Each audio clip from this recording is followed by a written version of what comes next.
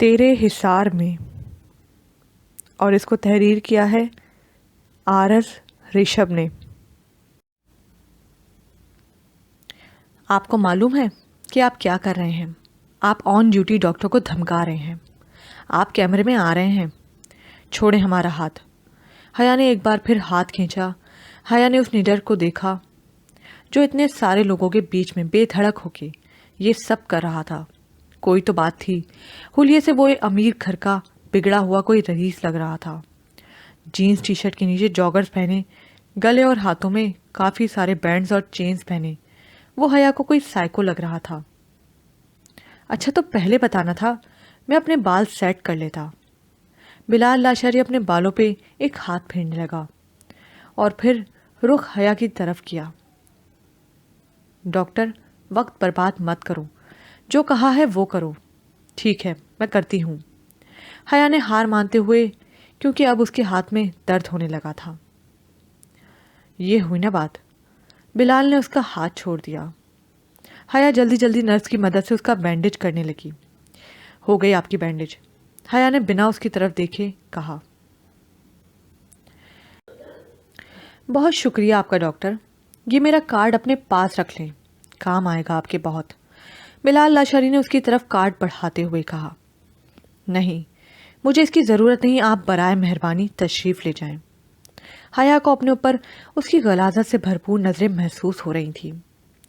بلال لاشاری اس کی طرف دیکھتے ہوئے الٹے قدموں جانے لگا، مگر اپنی نظریں حیا سے نہیں ہٹائیں۔ اس دوران حیا نے ایک دفعہ بھی اس کی جانب چہرہ نہ کیا۔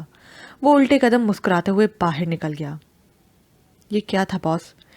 اس کے ساتھ آئے اس کے ایک دوست نے پوچھا، جو اس ساری کاروائی میں خاموش تماشائی بنا ہوا تھا۔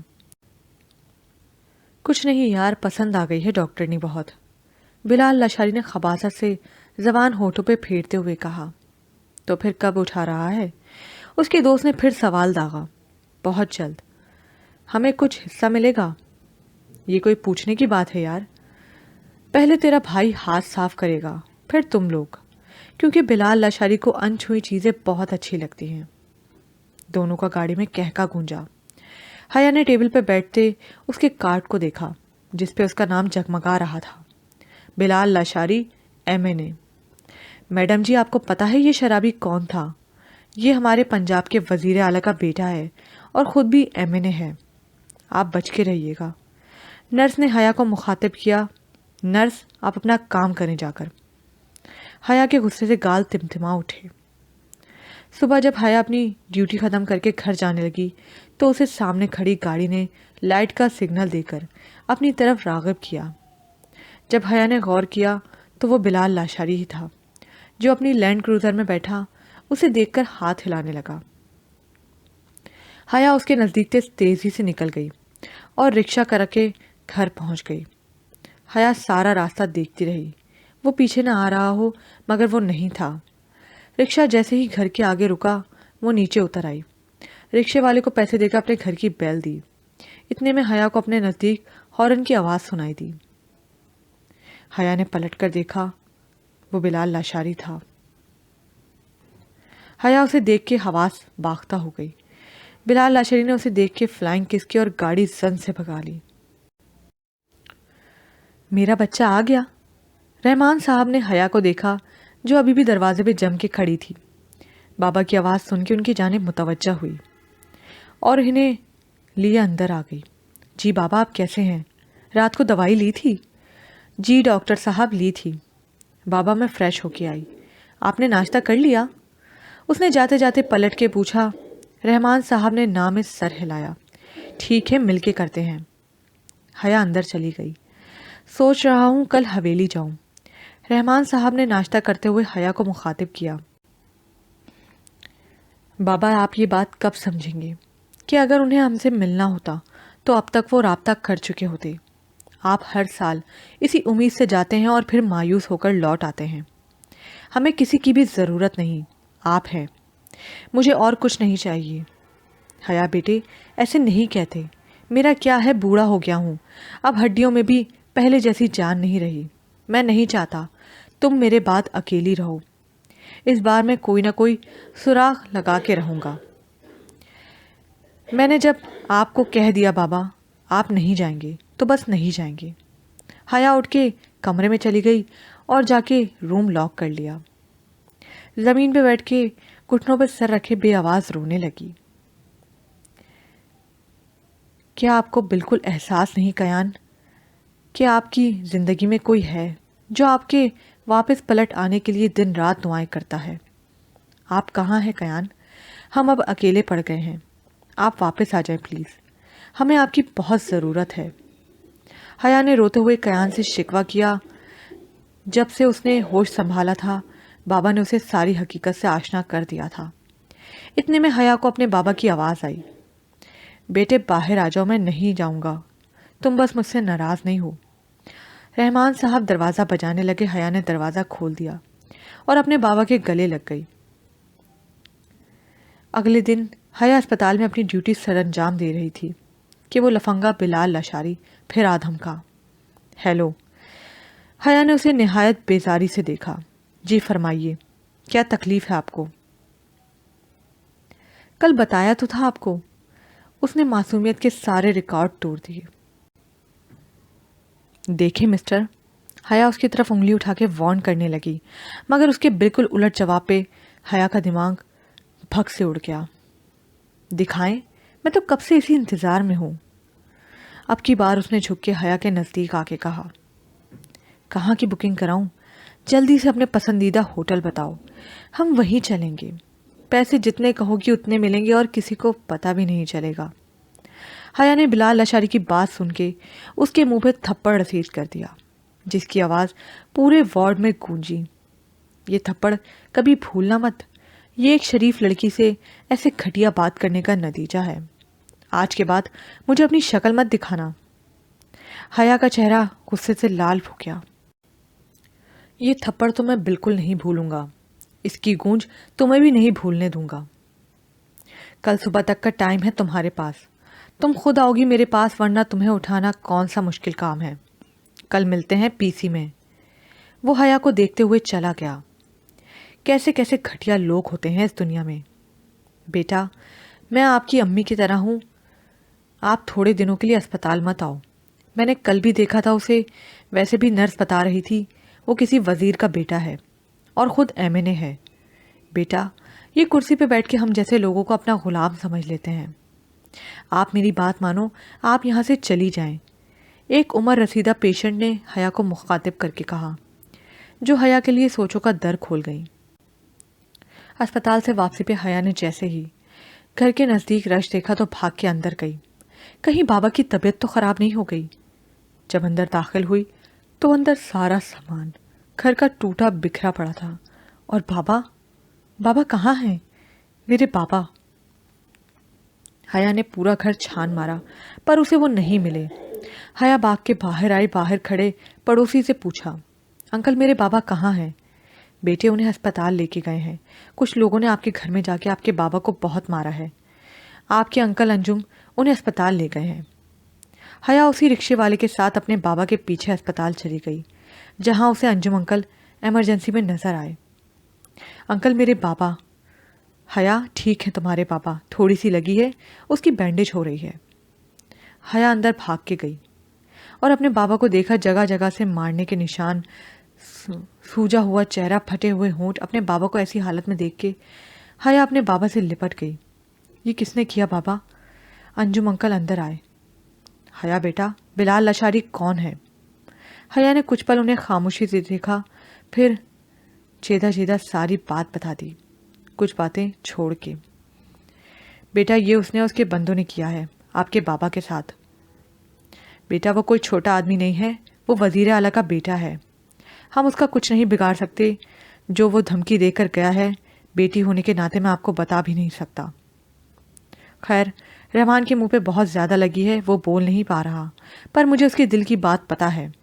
آپ یہاں سے ہنا کے ہاسٹل جائیں گی، فی الحال اسپتال نہیں جائیں گی اور فون پہ کوئی رابطہ نہیں کریں گی، میں خود کروں گا۔ ہو سکتا ہے وہ آپ کا نمبر ٹیپ کر لیں۔ جب وہ گھر آ سکتا ہے تو پھر کچھ بھی کر سکتا ہے۔ کچھ وقت آپ روپوش رہیں۔ انکل میں کسی سے نہیں ڈرتی سوائے اللہ کی ذات کے، میں کہیں نہیں جاؤں گی اپنے بابا کو چھوڑ کے۔ حیا ایک بار پھر اپنے بابا سے لپٹ کر رونے لگی۔ بیٹے کون کہہ رہا ہے کہ آپ بابا کو چھوڑو؟ میں یہ آپ کی سیکیورٹی کے لیے کہہ رہا ہوں، یہ ضروری ہے۔ اب آپ بات کو یہیں ختم کر دیں۔ ابھی آپ ہنا کے پاس ہاسٹل کچھ عرصہ رہیں، پھر میں آپ کا کہیں اور انتظام کروا دوں گا۔ میں باہر سے آپ کے لیے عبایا لے کر آتا ہوں، آپ وہ پہنیں اور چلیں، کیونکہ ہو سکتا ہے وہ ہمارا پیچھا کرتے ہوئے یہاں تک آئے ہوں۔ حیا اپنے بابا کو زور سے پیچھے رونے لگی۔ حیا کے بابا نے کانپتے ہوئے ہاتھ حیا کے سر پر رکھ دیے۔ پھر یوں حیا ہنا کے ساتھ رہنے لگی۔ 2 مہینے اس ہاسٹل میں گزارنے کے بعد انجم انکل نے اس کا انتظام دوسرے ہاسٹل میں کرا دیا۔ حیا کے بابا ٹھیک ہونے کے بعد حیا سے نئی سم سے مہینے میں ایک بار بات کرتے۔ رہی بات بلال لاشاری کی، تو وہ حیا کو پاگلوں کی طرح جگہ جگہ ڈھونڈ رہا تھا۔ اس بات کی خبر رحمان صاحب کے پڑوسی انجم صاحب کو فون پہ دیتے کہ اگر آپ کو حیا یا اس کے بابا کا پتہ ہے تو انہیں کہیں بھیج دیں۔ ہم لوگ انہیں آپ کا پتہ نہیں بتاتے، کیونکہ اس MNA کے گنڈے روز یہاں ان کا پوچھنے آتے ہیں۔ پھر انجم انکل نے حیا پہ اور سختی کر دی اور اپنے جاننے والے کے اسپتال میں جاب لگوا دی، جہاں پچھلے 2 ماہ سے حیا جاب کر رہی تھی۔ ہاں عاصم، کیا رپورٹ ہے؟ کیان نے عاصم سے پوچھا۔ سر، بندے لگے ہوئے ہیں، میں آپ کو مکمل رپورٹ کل دوں گا۔ کافی کچھ معلومات ملی ہے۔ اور اسپتال کا کیا بنا؟ کیان نے کھڑکی سے باہر جھانکتے ہوئے پوچھا۔ سر، کام ہو گیا ہے اسپتال کا، کل سے آپ وہاں جا سکتے ہیں۔ اس کے علاوہ آپ کے چچا کا بھی کل پتہ مل جائے گا۔ ٹھیک ہے۔ اگلی صبح حیا اسپتال آئی تو اندر آ کے پتہ چلا کہ اسپتال کے نئے آنر آ گئے ہیں۔ خیر، ہمیں کیا؟ حیا اندر آ کے اپنی ڈیوٹی چیک کرنے لگی۔ اتنے میں نرس نے آ کے بتایا سب کو ہال میں بلایا ہے، میٹنگ ہے نئے باس کے ساتھ۔ حیا بھی سب کے ساتھ چلی آئی۔ باس کی کرسی پہ عاصم بیٹھا تھا، جو سب سے اپنا انٹروڈکشن کرانے لگا، پھر سب کو اپنے رولز اینڈ ریگولیشنز بتانے لگا، آخر میں اسپتال کی طرف سے دی جانے والی مراعات کا، جس میں سب کو کھانا اسپتال کی طرف سے ملے گا، پک اینڈ ڈراپ، اس کے علاوہ جس چیز کی کیان کو لگتا تھا حیا کو ضرورت ہے، وہ سب کیان نے سارے میڈیکل سٹاف کو آفر کروا دی۔ حیا اپنے وارڈ سے راؤنڈ لگا کے آئی کہ چپڑاسن نے اس کے آگے فریش جوس لا کے رکھ دیا۔ یہ میں نے نہیں منگوایا، حیا نے اسپتال کی یونیفارم میں نئی چپڑاسن کو دیکھتے ہوئے کہا۔ ڈاکٹر صاحبہ، ہیڈ نے کہا ہے کہ تمام میڈیکل سٹاف کو جو کھانا جوس دیا جائے گا اسے ختم کرنا ہوگا، ورنہ سب کی سیلری کٹ جائے گی۔ کیا؟ مگر ایسا تو کسی اسپتال میں نہیں ہوتا، حیا نے سوچتے ہوئے کہا۔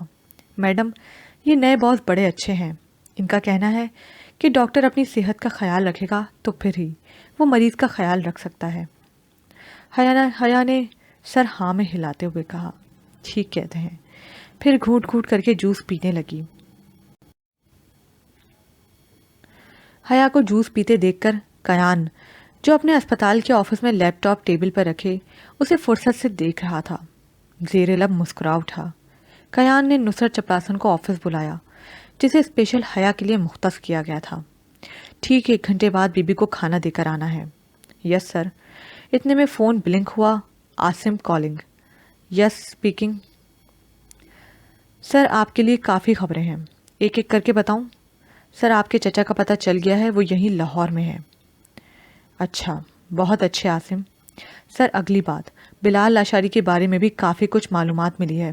سر، اس کے لیے پتہ کرنا مشکل نہیں تھا کیونکہ میم کو جاب چھوڑے اتنا وقت نہیں ہوا تھا۔ میڈم جہاں پہلے جاب کرتی تھی، عاصم نے اسے الف سے یہ تک بلال لاشاری اور حیا کے بیچ میں ہوئی باتیں کیان کی گوش گزار کر دیں، جسے سن کے کیان کے کانوں سے دھواں نکل آیا۔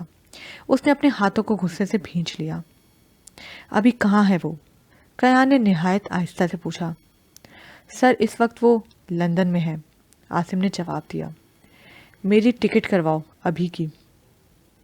یس سر۔ کیان کمرے میں ادھر سے ادھر چکر لگانے لگا، اضطرابی حالت میں کتنی سگریٹ پھونک ڈالی۔ 1 گھنٹے بعد عاصم کی پھر کال آئی۔ سر، ٹکٹ ہو گئی ہے، اب سے ٹھیک گھنٹے بعد۔ اوکے، آئی ایم کمنگ، میں آ رہا ہوں۔ پھر پیپر پہ کچھ لکھا اور لیپ ٹاپ میں حیا کو دیکھا، جو اپنے کمرے میں بیٹھی تھی۔ کیان نے اپنی ہوڈی ٹھیک کی اور حیا کے کمرے کا رخ کیا۔ کیان نے کمرے میں داخل ہوتے ہی لائٹ آف کی، کیونکہ حیا کا رخ کھڑکی کی طرف تھا جو باہر ڈھلتی رات میں لوگوں کو آتے جاتے دیکھ رہی تھی۔ کیان نے آہستہ سے حیا کا رخ اپنی طرف کیا۔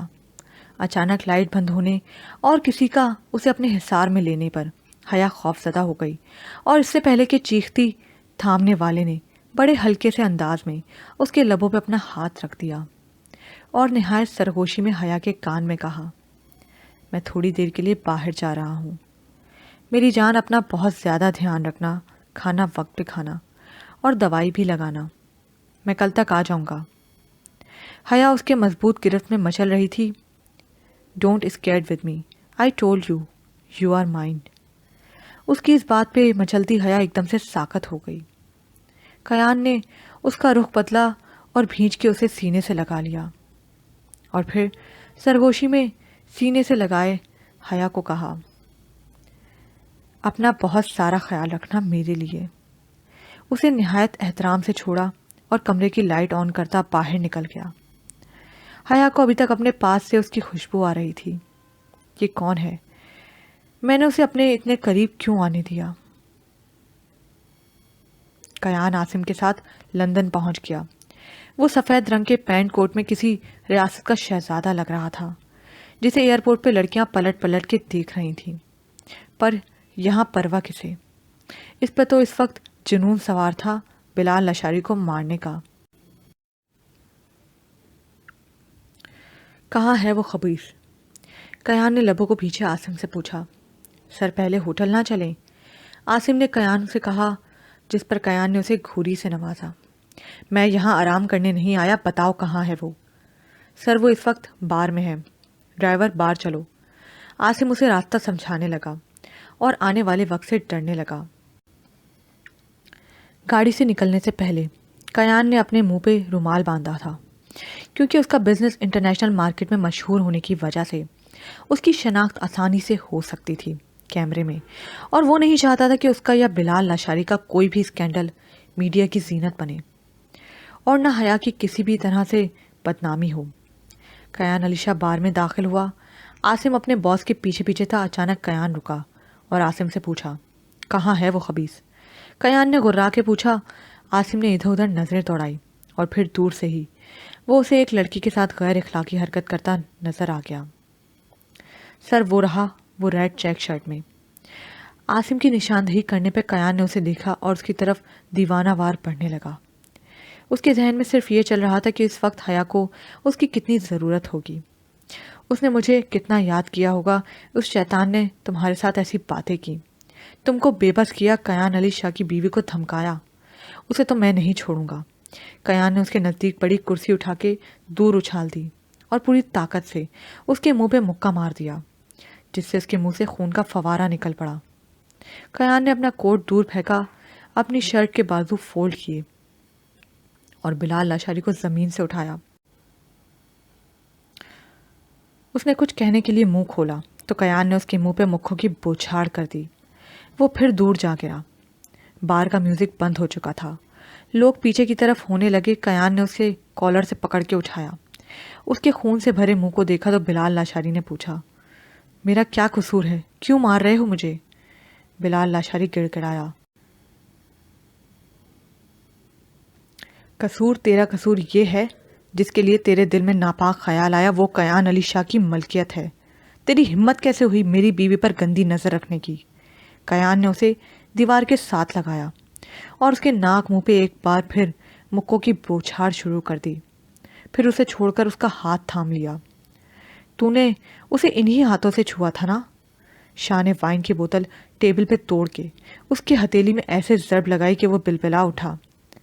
چھوڑ دو مجھے، معاف کر دو۔ بلال لاشاری گڑگڑانے لگا۔ کیان کا یہ جنونی انداز عاصم نے خود پہلی بار دیکھا تھا۔ چھوڑ دو، چھوڑ دوں؟ تو نے چھوڑا تھا؟ کتنی بار کہا تھا اس معصوم نے چھوڑو میرا ہاتھ؟ بول، چھوڑا تھا تو نے؟ بول، اب بول کیوں نہیں رہا؟ کیان حلق کے بل چیخا، اب میری بات دھیان سے سن، میری بیوی سے دور رہنا ورنہ سانس لینے کے قابل نہیں چھوڑوں گا۔ شاہ نے اسے گریبان سے پکڑ کے دھاڑا پھر زور سے جھٹکا دے کے شیشے کی ٹیبل پہ پھینک دیا اور باہر کی جانب چلنے لگا، پر ابھی اسے ایسے لگا جیسے کچھ کمی ہے۔ واپس جا کے پھر اس کے پیٹھ میں کک ماری۔ شی از مائن۔ سر چھوڑیں اسے، ہماری فلائٹ کا ٹائم ہونے والا ہے۔ اور عاصم کے ساتھ ہوٹل آ گیا۔ کیان علی شاہ نے اپنی جیب سے سگریٹ نکالی اور گہرا کش لیا۔ سخت سردی میں بھی اسے ایسے لگ رہا تھا جیسے اس کے اندر آگ لگی ہو۔ وہ گہرے گہرے کش لینے لگا مگر اندر لگی آگ بڑھتی جا رہی تھی۔ اسے سکون نہیں آ رہا تھا، ایک بے چینی سی شروع ہو گئی تھی۔ اس نے وہیں بیٹھے بیٹھے اپنے دل کو سکون پہنچانے والی دوائی کا سوچا جو آج کل بہت فائدہ مند ثابت ہو رہی تھی۔ 1 2 3 تیسری بیل میں نیند میں ڈوبی آواز ایئر پیس پہ سنائی دی۔ ساتھ میں اس نے لیپ ٹاپ آن کیا۔ ہیلو، کون بات کر رہا ہے؟ حیا نے بیڈ پہ لیٹے لیٹے فون اٹھا لیا۔ نیند سے بند ہوتی آنکھوں کو مشکل سے کھولے، خمار آلود آواز میں حیا نے پوچھا۔ سگریٹ پیتا کیان کچھ پل اسے اپنی پیاسی نگاہوں سے دیکھتا رہا۔ اسے سمجھ نہیں آ رہی تھی ایسا کیا تھا جو میں اتنا بے بس ہو رہا ہوں اس چھوٹی سی لڑکی کے آگے، کہ میں اس سے اتنی سی دیر کے لیے دور نہیں ہو پا رہا۔ کیا نکاح میں اتنی طاقت ہوتی ہے؟ کیان نے بیڈ پہ لیٹے لیٹے اسے غور سے دیکھا جو بنا بلینکٹ کے اتنی سردی میں لیٹی ہوئی تھی۔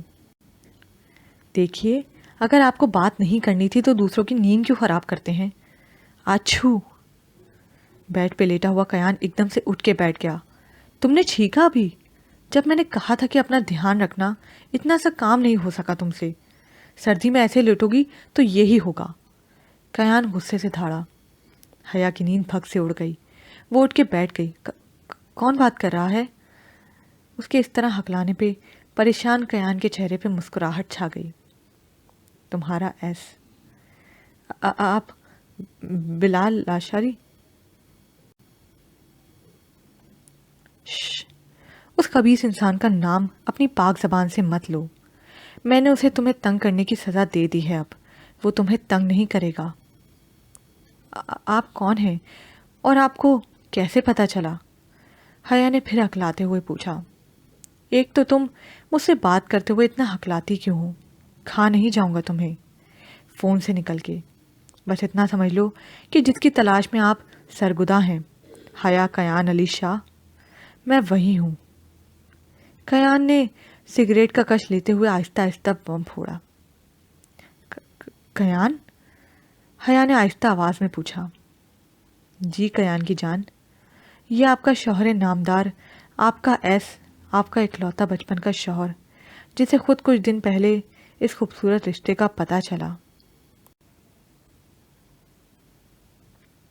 حیا اس کی بات سن کے کھڑی ہو گئی اور بنا آواز کے رونے لگی۔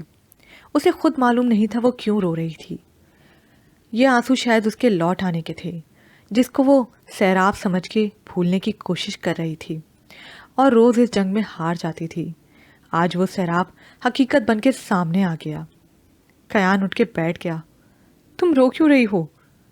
حیا نے اپنے سر کو نہ میں ہلایا پر فون پر کچھ نہ بولی۔ اس کے لیے یہ بہت بڑا شوق تھا۔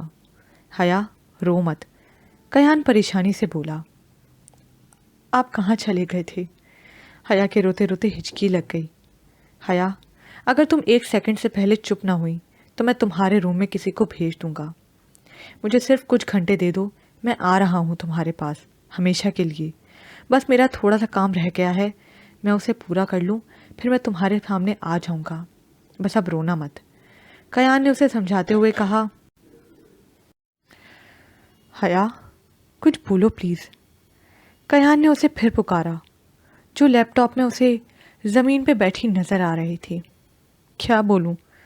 ہم نے پل پل آپ کو یاد کیا، آپ کو پکارا ہر پل، ہر جگہ مدد کے لیے، پر آپ کبھی نہیں آئے۔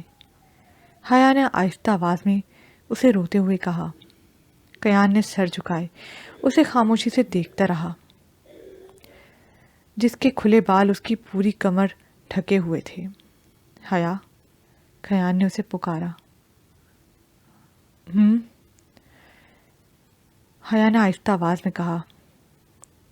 مجھے سب پتا ہے، جو گزر گیا میں اسے واپس نہیں لا سکتا، مگر آنے والے وقت میں تمہیں کوئی پریشانی چھو نہیں پائے گی. جس نے تمہارے ساتھ برا کیا ہے میں اسے چھوڑوں گا نہیں. یہ کیان علی کا وعدہ ہے تم سے. اب تم سو جاؤ, میں کچھ ہی گھنٹوں میں تمہارے پاس ہوں گا. آپ کہاں ہیں؟ میں اس وقت لندن میں ہوں. لندن میں؟ کیوں؟ حیا نے پھر سے پوچھا. تمہارے مجرم کو سزا دینے آیا تھا. کون؟ میں اس خبیث انسان کا نام نہیں لینا چاہتا. کیان نے سرد مہری سے کہا. کیان، وہ بہت خطرناک انسان ہے. آپ واپس آ جائیں, ہمیں نہیں لڑنا. حیا نے ڈرتے ہوئے کہا. ہاں، اب اگر تم ایک بار اور ڈری اس خبیث سے میرے سامنے, تو تمہارے سر کی قسم عاصم سے لائیو کال کروا کے اسے تمہارے سامنے پھر ماروں گا جا کے. ویسے بھی میرا دل نہیں بھرا, اسے اور مارنا چاہیے تھا. نہیں پلیز, آپ واپس آ جائیں. حیا نے پھر سسکی بھری. شش, میں نے کیا کہا ہے, تم رو گی نہیں. This sadness on your face doesn't suits you. I don't like دس.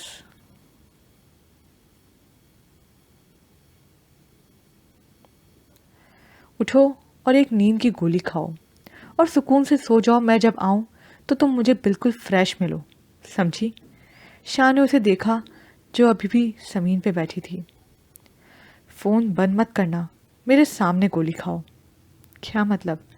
آپ مجھے دیکھ سکتے ہیں؟ حیا نے ادھر ادھر دیکھا. جی ہاں میری زندگی, ہمارے پاس ایک خفیہ آنکھ ہے جہاں سے آپ کو دیکھ سکتے ہیں. کیا سچ میں؟ حیا نے پریشانی سے پوچھا. پاگل لڑکی, ایسا کچھ بھی نہیں, میں مذاق کر رہا ہوں. فون کا اسپیکر آن کرو, اسے بیٹھ پہ رکھو اور دوائی کھاؤ. جی. حیا نے اپنے میڈیکل باکس سے دوائی نکالی اور پانی کے ساتھ نگل لی. اب بستر پر آ کر لیٹو. شاباش. کیان نے اسے بچوں کی طرح پچکارتے ہوئے کہا. اب آنکھیں بند کرو اور سو جاؤ, اور ہمیشہ یاد رکھنا چاہے جیسے بھی حالات ہوں, کیان علی شاہ تمہارے ساتھ سائے کی طرح رہے گا. آپ نہیں سو رہے؟ حیا نے کیان سے پوچھا. نو. کیوں؟ حیا نے پوچھا. کیان نے سرگوشی میں اپنی بھاری آواز میں آہستہ آہستہ کہا. I can't sleep because of you. You are in my mind all the time, baby. You make me so damn happy. Since you appeared like an angel in my life, I love you to the moon back. It's 5 p.m. and I still love you tomorrow night. Even more in 5 days, 5 months and until I stop breathing. You are my everything. Haya, you there? لگتا ہے سو گئی. ٹھک ٹھک. کون؟ سر گاڑی آ گئی ہے. ٹھیک ہے چلو. کیان سحری کے وقت لاہور پہنچا اور سیدھا گاڑی حیا کے ہاسٹل کی طرف موڑ لی. وارڈن کو کال کر چکا تھا. تہجد کے بعد وہ سیدھا حیا کے کمرے کے باہر کھڑا اس کے روم کا لاک کھول کے اندر داخل ہو گیا جہاں وہ محو خواب تھی. کیان اسے دیکھ کے اپنی تھکاوٹ دور کرنے آیا تھا. کیان اسے لیمپ کی روشنی میں دیکھتا رہا, پھر خاموشی سے اس کے پاس جا کے بیڈ پہ دراز ہو گیا اور نیند میں جھولتی حیا کو اپنی مضبوط بازو میں لے کر پھینچ ڈالا. پھر سوئی حیا کو دیکھا جو اس کے سینے سے لگی دنیا سے بے خبر آنکھیں موندے پڑی تھی. شاید نیند کی گولی کا اثر تھا, مگر اب تک تو ختم ہو جانا چاہیے تھا. خیر کیان نے بار بار اس کی آنکھوں پہ بوسا, محبت کیا. عقیدت سے 1-2 بار 3 بار بار بار مت رویا کرو میری جان. اس بار حیا کسمسا اٹھی اور ہلکے ہلکے نیند سے بیدار ہونے لگی. اسے ایسے لگا جیسے وہ کسی کی گرفت میں ہے. حیا نے پوری آنکھیں کھولی. وہی بلیک ہوڈی والا. کیان؟ حیا نے لیمپ کی روشنی میں کیان کو دیکھ کے کہا. جی کیان کی جان. کیان نے اسے احتیاط سے اپنے سینے سے لگا لیا کہ ساری تھکاوٹ اتر جائے کہ اچانک لائٹ چلی گئی. حیا نے کیان کی شرٹ کو مضبوطی سے ہاتھوں میں جکڑ لیا اور ہچکیوں سے رونے لگی. کیان نے اسے اور مضبوطی سے اپنے اندر کھینچا جیسے اس کے اندر کے سارے ڈر خوف نکال رہا ہو. یہاں پر یہ پارٹ اختتام کو پہنچا۔ مزید پارٹ سننے کے لیے اردو ناولز اور پرائڈ کو لائک کیجیے، سبسکرائب کیجیے، شیئر کیجیے، کمنٹ کرنا مت بھولیے گا۔